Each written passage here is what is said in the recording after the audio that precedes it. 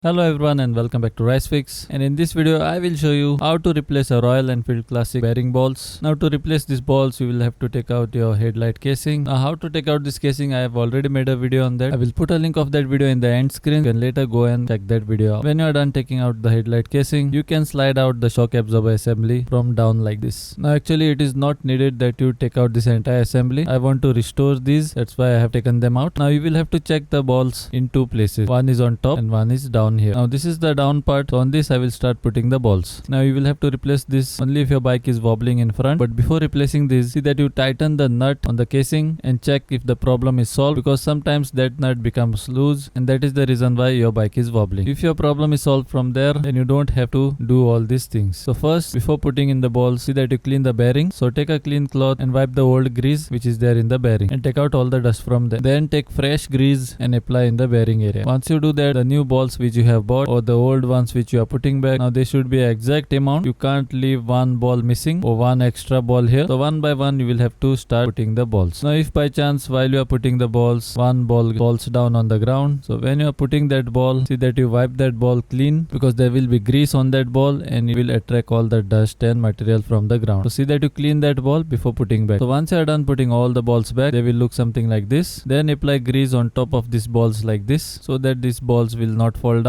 and stay in place. So here I'm done putting all the balls back in both the places, as you can see here. So now I will fit this back onto the bike. Now this shocks casing I have painted. You will have to put these casings back on this fork assembly like this, and once you put back both the casing, pass both the shocks through these casings. Now you can put the balls after doing both these things as well, otherwise your balls can fall down while doing these things. Now to show you nicely, I have put the balls back first only. Now you will have to put the fork assembly and the shocks back on the casing. See that you put nicely, because by now your bearings will be filled with balls. Tell somebody to keep a hand on top of the casing like this and apply pressure, because while you are tightening, this casing can come out and there are already balls in the bearings, so those balls should not fall out. If you don't put this properly and if any of the balls fall out, then you will have to take this out again and put the balls back and do the fitting job again. So on this part you will have to be extremely careful. So before you put the fork back inside, tighten both these shocks and fit them nicely onto the casing. Once you do that, you will have to push the fork assembly on top like this. Now keep a hand on top of the casing so that it doesn't come up, and push the fork assembly on top. And once it comes in position, then immediately you will have to put back the bolt which you had taken out from top and tighten it. Now the rest of the fitting I have shown step by step in the casing replacing video. I will put a link of that video in the end screens now. You can go there and check that video out as well. So I'm hoping that this video was useful to you. If this video was useful, then see that you like and share with your friends and family.